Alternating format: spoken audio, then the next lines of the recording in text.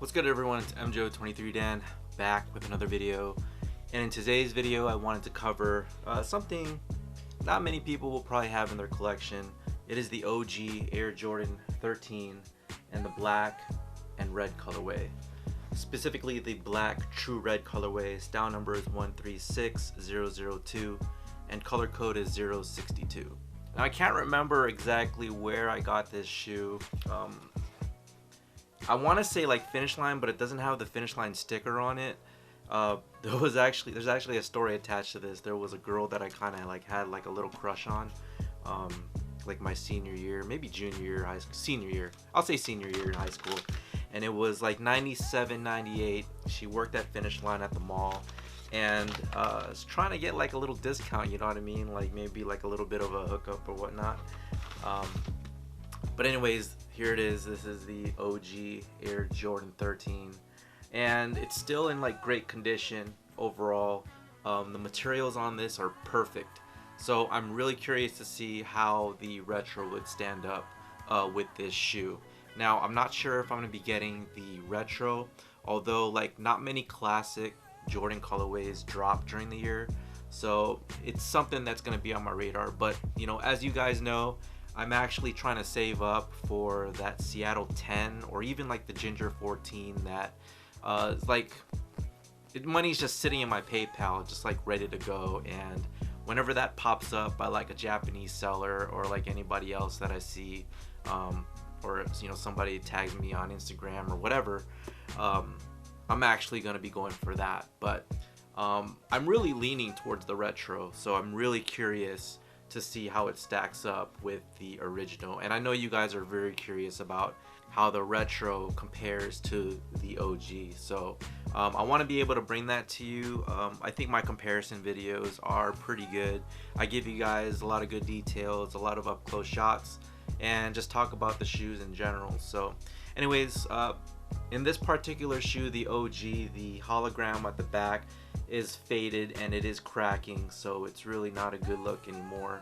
This is the right shoe and this is the left shoe, so you'll see like this white film that's on the back of the hologram. It's pretty nasty. You can wipe it away and it'll go away, but then like there's cracks that are involved, and you know, it's just like, it's not a good look. So it's that oxidation process that happens with sneakers, so that's why it gets like this film, and it's only in particular to like clear sole plastic pieces. As far as rubber and clear sole rubber, you'll see that there is oxidation. Sometimes it yellows. In the case of the OG 13, even though you do have like this red midsole, it's, you know, heavily dyed and everything, it's a perfect look. I love it, trust me. But for some reason it gets onto the sole, so you'll see like this purple hue on the outsole of the shoe where the white pods are. And I felt like, you know, with Jordan Brand retroing the Air Jordan 13, some colorways were missing that suede midsole, and I believe that suede midsole is the reason for the dye getting onto the outsole here. You can even see it like on, let's see, for example, that dye on the midsole is so powerful that it gets on the medial side of the right shoe, of that toe area, and it penetrates right into that mesh. So, you know, Jordan Brand, like maybe a few years ago or even recently, had removed that suede midsole and created just like a plain Phylon midsole. I wasn't a big fan about that because I always felt like that suede midsole really made this shoe luxurious, and it was worth the money to just like invest in it. It was just an awesome looking shoe. Now, the previous retros, I believe the last one was in 2013, that didn't have the 3M reflective on the upper. For some reason, Jordan Brand had removed that. And then the retro previous to that was the 2004. I used to own that pair, but then I sold it like a long time ago. And from what I remember from that pair, that tongue was just super high. It stuck out really high. It wasn't a good look. As far as the OG, it's just shaped beautifully right in there, so it just hugs right up against your foot or your high ankle area, and it's just got a natural shape overall. Now, when the retro drops this Saturday, I'm very curious about the toe. So the toe on the OG is just phenomenal. It's got that nice leather texture, you know, one of the ones that'll just crease like really good. I remember back in the day in high school when we used to rock these, and I had a couple pair of these.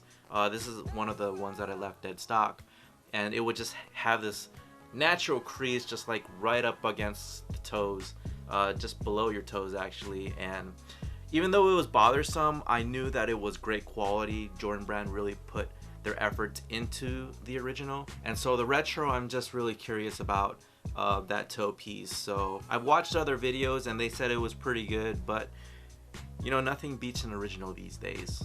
Now, in a previous video I had noted to you guys that the XIII 13s were probably one of the best remastered shoes that they've done in a long time. You know, as far as like the materials, the feel, the look, the shape, but then the toe area, the leather, it was just different.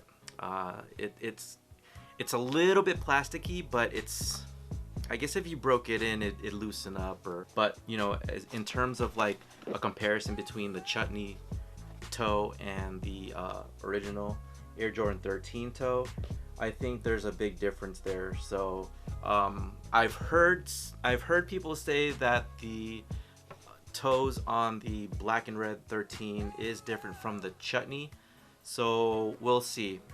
So again, not sure if I'm going to be picking up the retro. I just wanted to jump on here and give you guys a good look at an original in the Air Jordan 13 black and red. If you guys like the content, please subscribe to the channel, hit me with a big thumbs up, and I'll talk to you guys later. Thank you. Take care.